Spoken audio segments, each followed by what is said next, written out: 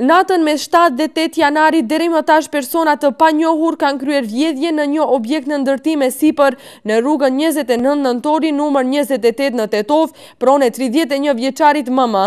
Hajnat pasi kanë hapur derën e hyrjes kanë arritur të marrin 60 paku me pllaka keramike dhe 20 thasme ngjitëse. Vlera e dëmit material llogaritet rreth 90.000 denar. Sektori për punë të brendshme në Tetov ka kryer hetim të blot dhe është duke marrë masa për gjetjen e autorëve.